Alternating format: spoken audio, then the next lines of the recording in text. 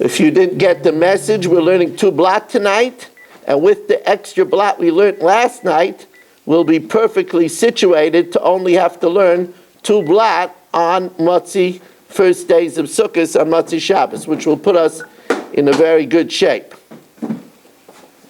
Welcome to Kol Russian.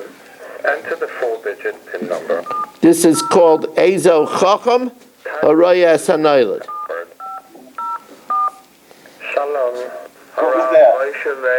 I'll explain to you later. I'll get you crayons and I'll draw you a picture. 1. Rav Moshe Meir Weiss, Shiur for Women. 2. Rav Moshe Meir Weiss. Please enter the 3-digit daf number for the daf Yomi Shir you are about to give. Daf Kuf Yud Beis. This daf number already exists. You are about to add a shir with the same daf number. You have entered wait mode. As soon as you're ready, please press 5. You are now about to start recording the shir. When you are finished, please hang up. Okay, welcome back to our Sunday marathon. This is a great way to start the new Zman. 3 blot last night, 2 blot tonight, giving us a total of 5 blot in 2 days. That's like, that's hero stuff. And of course, we learn to be Mekayim the mitzvah Bar Tabam, asking the Rebbeinu Shalom that he should give us Menuchas HaNefesh the entire year, that we should be able to learn without distraction. And remember, Rabbi said, these are still days of investment because we still can determine our fate, because the kfitlach, the verdicts, which were sealed, are not given out to be executed until Hoshana Rabbah. So we could still cause certain verdicts to be withheld or to be ripped up. So there's still extensions, as Yisrael knows all about extensions.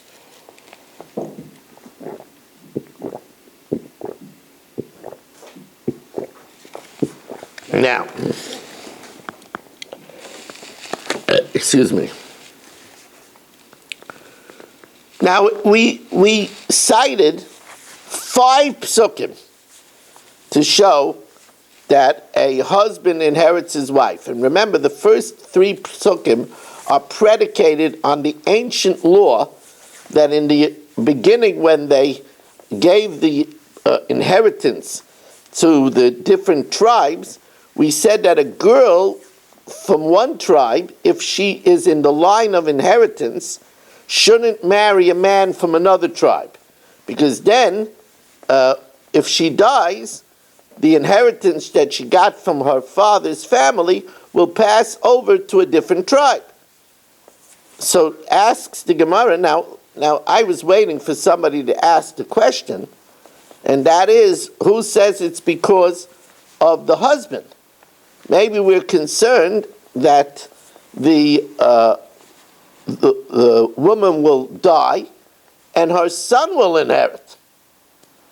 Because we said a son inherits his mother and the son is from a different tribe. So that's what the Gemara says. Says the Gemara,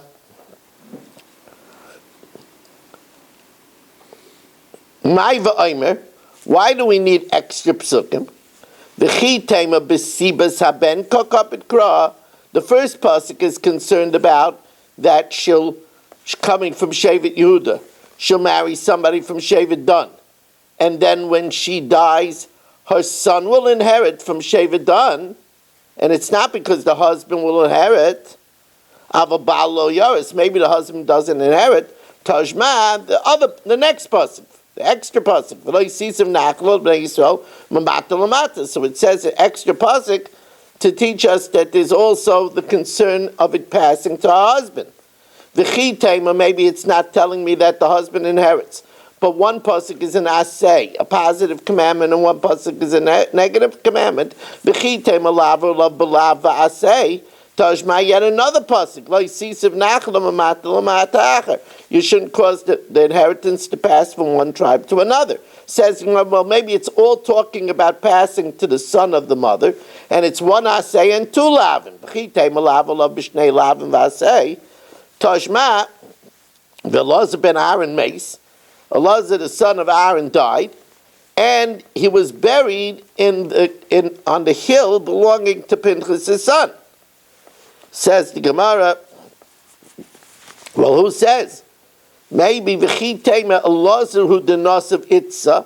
Maybe Elazar married a woman from a different tribe, Umesa, and she died, and Pinchas inherited her, v'yarsa Pinchas, and therefore it's a case of inheriting the mother and not a husband inheriting. Tashma uskuv hoilides Yair, skuv begat Yair, and Yair had 23 cities.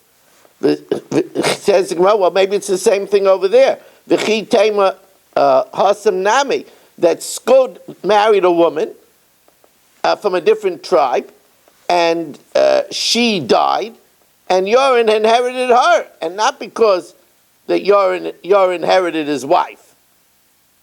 Says the Gemara, Im kain trei kroi lamali, then why do we need two psukim? Amalei Rapapa says, Amalei Rapapa labai mimai. Perhaps Baal Yaris. A husband doesn't inherit his wife. And the pasuk is talking about the concern that if she marries a man from another shevet, then when she has a son and dies, the son from the other shevet will inherit, and we need 3 psukim for an asay and 2 lavin, like we said.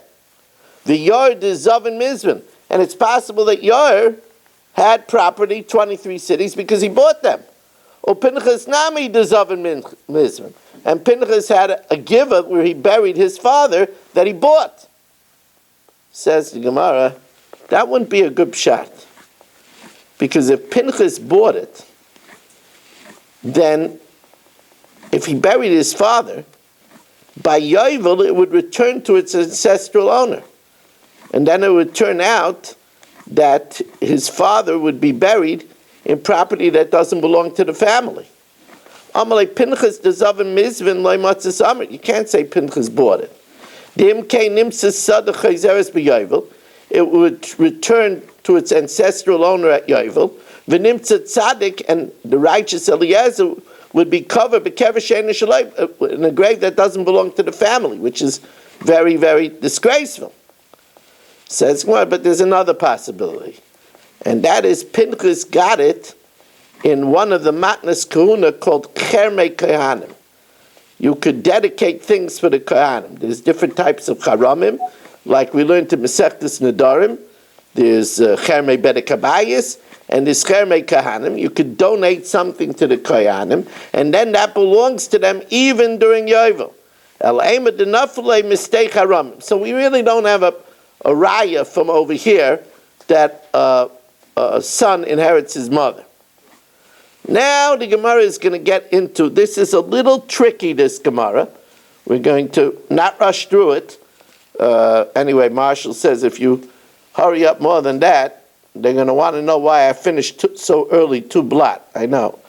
And today he doesn't have to pick up Tootsie Rolls or anything, so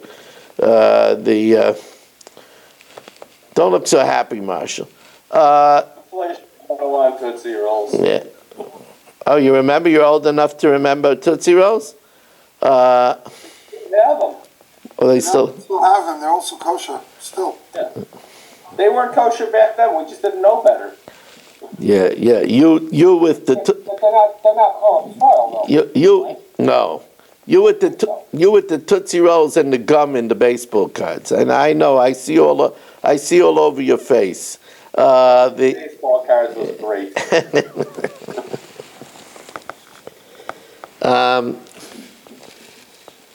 Those are good memories.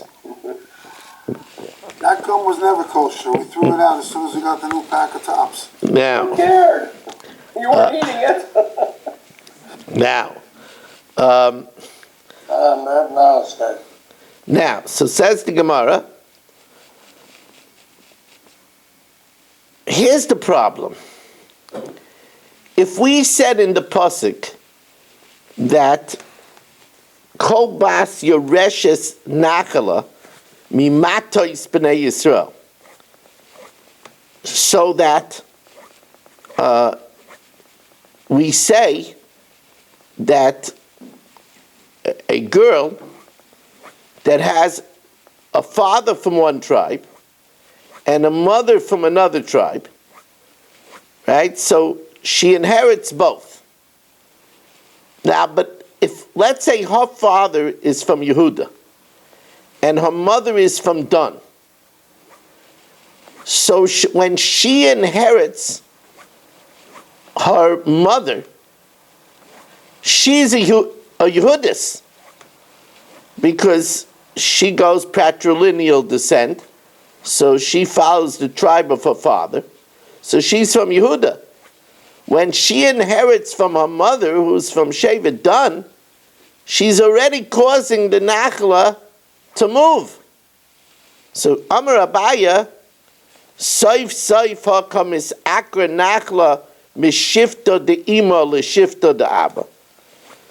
The inheritance is already moving from the Shevet of her mother. Remember, her mother was from Dan, to the Shevet of her father, because she, being her father is from Yehuda, and her descent goes patrilineal, so she's from Yehuda, so already it's being moved from Dan to Yehuda.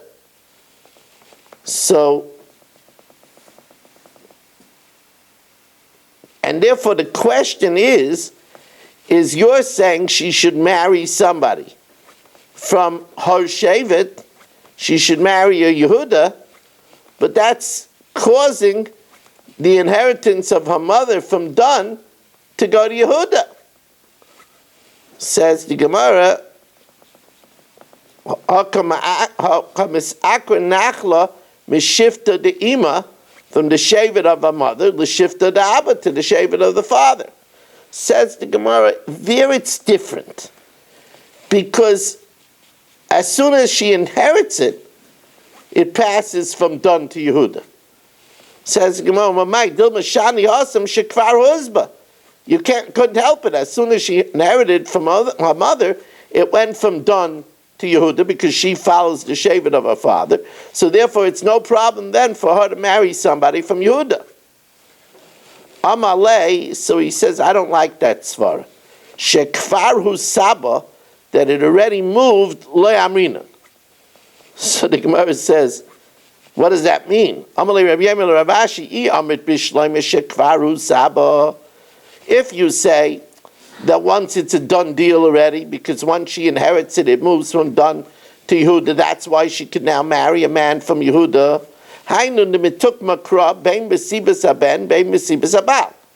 That's why the Torah says that she should be careful to marry somebody from her father's Shevet, because if she marries somebody from a different Shevet, let's say she marries somebody from Yisachar, so then when she inherits her father from Yehuda, it would pass on to her son who is from Yisachar, or to her husband from Yisachar. Eli amrit le'amrinan shekvaru saba ki minsav le'echad mimishpachas mata avia. If she marries somebody from her father's shevet, my have.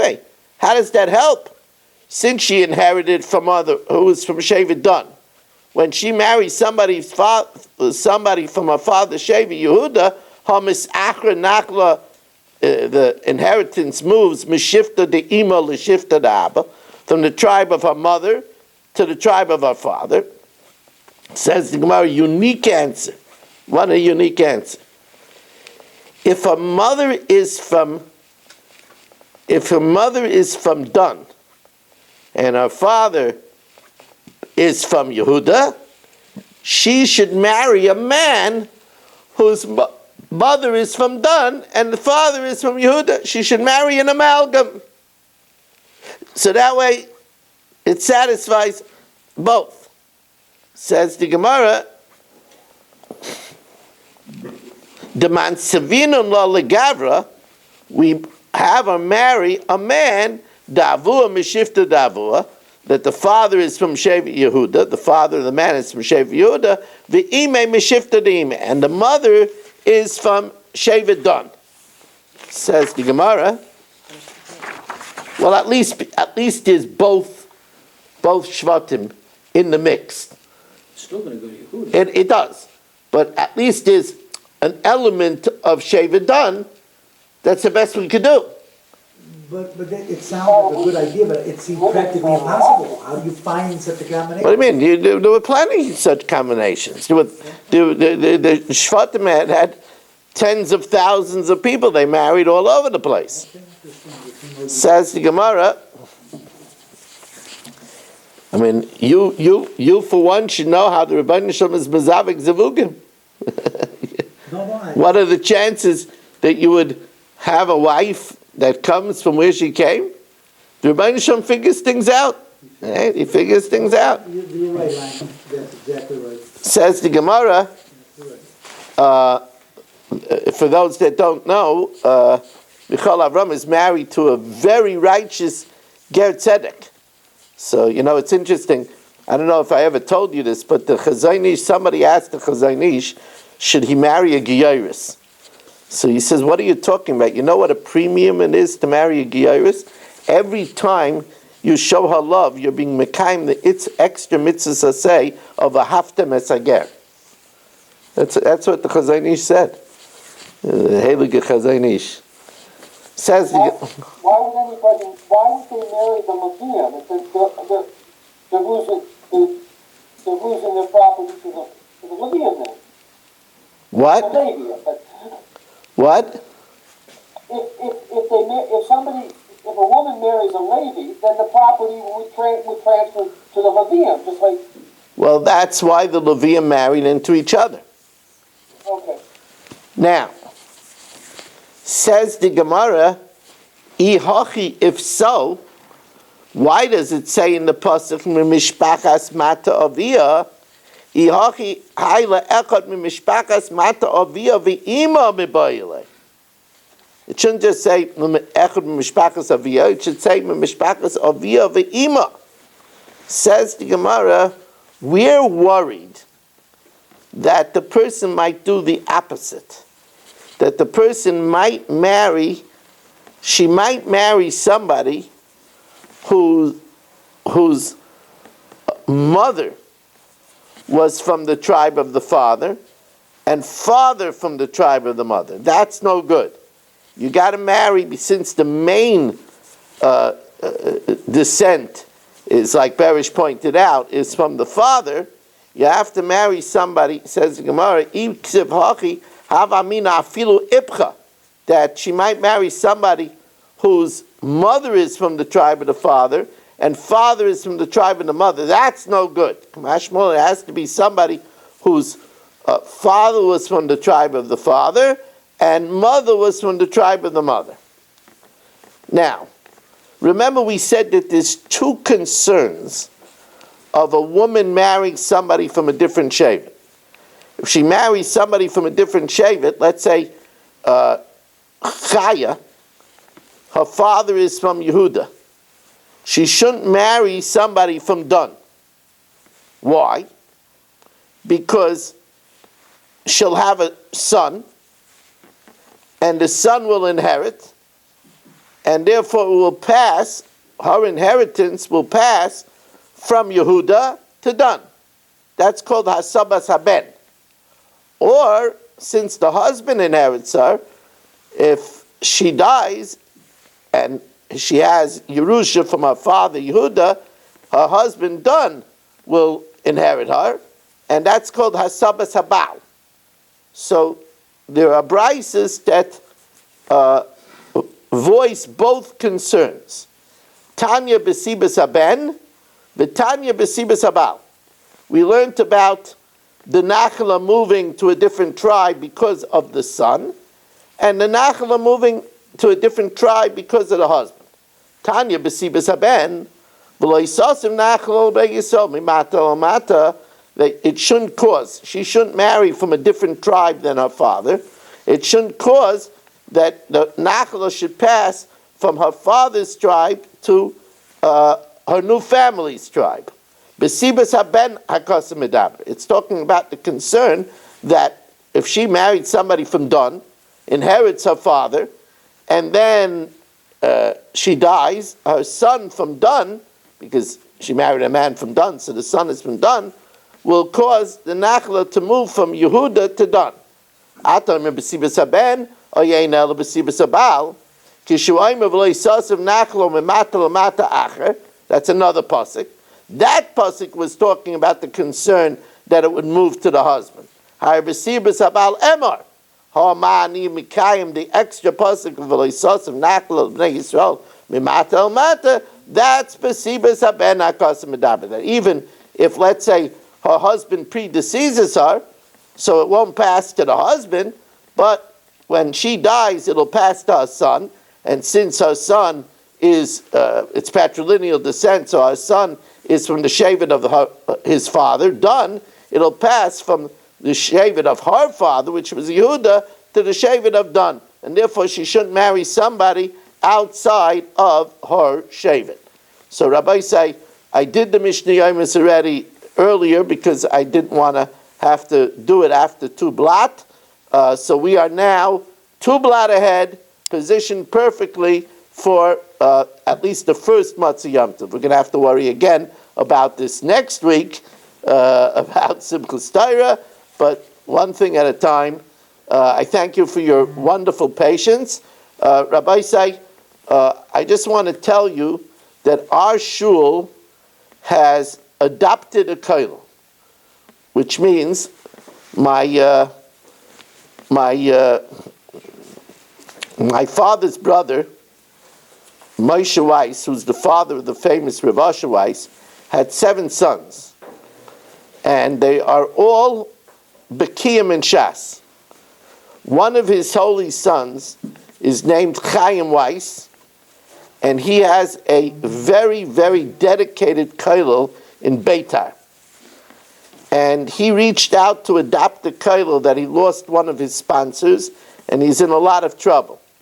So they reached out to me if I would perhaps try to help with an Adopt a Koilel program. And I brought Adopt a Koilel to my shul, and they inspired my shul, and people are giving a monthly pledge, a modest monthly pledge. So they had asked that we shoot, that they need 6,000 shekel, which is $1,600 a month. So far we put together, amazingly, for my wonderful Balabatim, $900 a month. So I am going to reach out to the Olam. If anybody wants to give, you could give $10 a month, you could give $15, $18, whatever it is. The idea is if a bunch of people do it, it comes to a big amount of money. So if anybody wants to be involved, there's going to be a letter that I'm going to put on the chat. If it's not there already, just telling you more about it. But if anybody wants to be involved, Yisrael Fisher already got involved. If anybody wants to be involved in a small way, please contact me and I'll tell you how to go about it. Thank you very much, everybody, for learning with us, and have a wonderful evening.